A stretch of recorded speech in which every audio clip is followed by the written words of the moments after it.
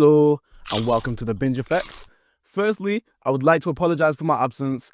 I got a job in it, but I'll be real, I low-key missed yapping, so I'm trying my hardest to save time for this channel. But who cares about me? You're here to hear my thoughts on Love Island All-Stars Season 3. So let's get into it. All-Stars really leveled up this season. I can't lie, I didn't even finish the last one, and I didn't have high expectations for this one, but boy was I pleasantly surprised. Initially, I thought the cast was I liked Scott, Whitney, and a few others, but the rest weren't really all-starring for me. But I will say, most people definitely provided something this season, so well done. Starting the season off with Scott coming in and humbling Sean really set the tone for me, and I was happy. That Candyman got away with too much on this season, but I'm going to get into that later because I've got a lot to say about that waste man. But first, I'm going to talk about the winners, the finalists, and some of the other couples. So, the winners of this season were Sammy and Kieran. Meh. Big up Kieran, was pretty much always backing the right people in my opinion. Again, showing us that even though he's the youngest, he's one of the most mature guys in there. A bit boring though. As for Sammy, I can't lie, I didn't hate her. She's alright, but she's doing a tad too much with Lucinda. Like, when someone is so clearly rage baiting you, which she was, it's best to just ignore them. But you let her get to you, and now you've got this mean girl narrative. But hey, she won, so maybe she don't care what I think. Personally, I think Scott and Leon should have won though, but I'm gonna keep it a bean. I'm just glad Millie and Zach didn't win. Speaking of, Millie was moving way too beggy for my liking. Act like you've been here before. Absolutely no composure. I'll be real, I didn't like watching it, man. I don't know why, I just don't fuck with Millie like that, man. I feel like it was clear from early that they were trying to give her the winner's edit. So from early, I just didn't really see it for her. And then once Millie made it bait that she was like head over heels for this guy, I feel like Zach was just along for the ride. But hey, they may be the real deal. Nevertheless, congrats on second place. We fucking failed. Absolute robbery. Leon came and did exactly what she needed to do. Wasn't in too much drama, came off very genuine, all while looking. Their journey was interesting to watch, but what let them down was that Scott cares way too much about how the public perceive him, and it shows. But he did his thing too. He came, put Sean in his place, and rightly so. Maybe took it a bit too far, but then one-liners. You were that far up Joey's arse, you were naming his organs after candy, so... If you flew back here just to say that, I could have got Millie to send you a postcard. She's great at sending things home. Do you know what I mean? She's great at sending things home, so, as you know when you were stood here. I had to play two girls, ended up with none. Not about you, it's never been about you, because you went on about day 3. I think Charlie's had his 15 minutes, I'm not going to give him 20. That's why he's the GOAT! The GOAT! Yeah, he's undefeated in that department. Now, was Scott playing the game? Absolutely. But let me ask you, who isn't? They've all done this before, some 3 to 4 times. No one's here to find love. They're all in the same circles on the outside. If it was gonna happen, it would have. And speaking of playing the game, Lucinda and Sean came fourth. Thank God. There was genuinely a small part of me who thought that they actually might win. So I'm just happy they didn't come top 3. Should have been 5th in my opinion. But yeah, we have to take the little victories. I've never liked Sean. He was a slimy waste man on this season, but he low-key did better this season. Won over some hearts. Not mine though. I still dislike him with a passion. He was a horrible friend to Tommy on multiple occasions. The same guy that defended him constantly. I just don't trust people like that. Just willing to duck you out for girls. Simp behavior. As for Lucinda, she's playing Sean. She does not like him like that. Or at least, not in any meaningful way that's gonna last. Like I said before, everyone's playing the game. However, this girl is actually shameless. At this point, she don't give a fuck. She's just here for the plot. It's actually kind of funny. Blatantly rage baiting, laughing in Sammy's face, playing dumb, but you lot let tears influence your feelings way too much. Multiple people who know her on the outside have said she's smarter than she lets on, but you want to believe she's just there getting bullied. It's not bullying when someone constantly pokes and rage baits and people get mad at her for it. But we'll talk more on that later. In 5th, we have Whitney and Yeaman. I'm happy for them. Should have definitely been Lucinda and Sean in 5th, but we can't have it all. People were coming for weight for her interview with India, saying that she was rude. And I think you need to give her a rest. Whitney, sometimes we did see you get involved in the drama. Now, do you ever feel like sometimes you got involved in the drama when maybe you didn't need to? What drama? So I can double down. Just between the girls. Like between you, what Belle, drama? Sammy, between, you know, like you and Scott, and the situation between Scott and Leanne, and maybe you like commenting on like Scott and Leanne's situation. But was that drama or was that advice? Firstly, India, that was a stupid motherfucking question. If anyone was unnecessarily getting involved in drama, it was Scott. Whitney was almost always there to comfort people after arguments. And when she asked you to give examples, you couldn't give a solid one. Don't get me wrong, she is not perfect. For example, she's really bad at dishing it out and not being able to take it. But this one here, yous were reaching. As for some of the other couples, I ain't seen someone tank their social capital worse than Belle in my life. You actually should have just stayed home because you came and showed your ass damn near the whole season. Going from this to this. Oh, scary. Oh, shiver my timbers. Shut up, man.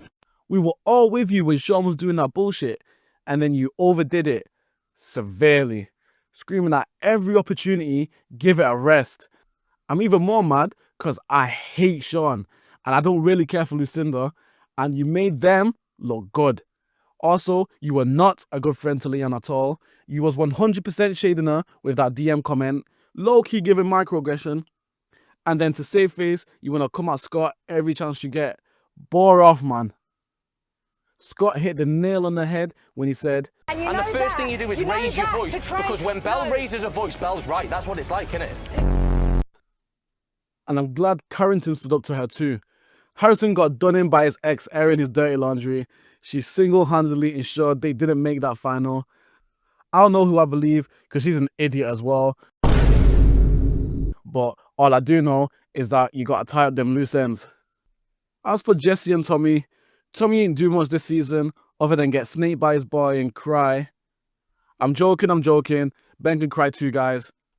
Jessie has been on Love Island twice and Shauna asked twice. She thought she knew the narrative coming for Lucinda immediately, and though everything she said was true, we all saw through her BS trying to pander to the public, and it didn't work. Your own dad had to break the news to you, and I'm glad he did. And if we weren't sold before, you asking whether we saw you cry told us everything we needed to know. Joke, man.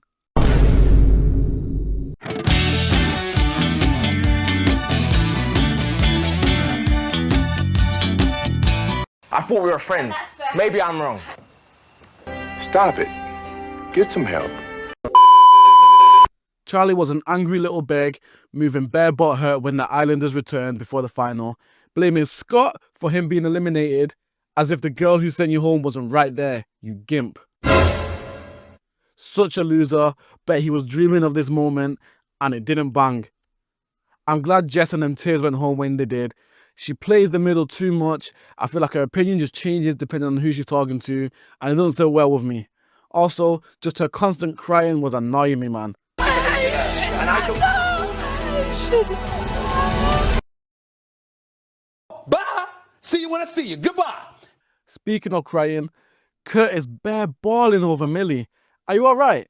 What the hell did I miss? Did you have kids or something? Or was it the imaginary children you had with her in your mind? Because these tears are too much for only a couple of days. Also, the way he treated and sexualized Kyra was weird and disgusting, but not surprising seeing who he follows.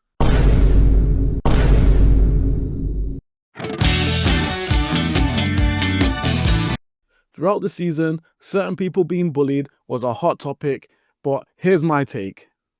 Not a single person in that villa, from what we've seen, was bullied. Now, were people mean and were some things taken too far? Yes, but there's a big difference between bullying and conflict between people that just don't like each other, and I'm going to break these incidents down. Scott's sense for Sean in the game is giving.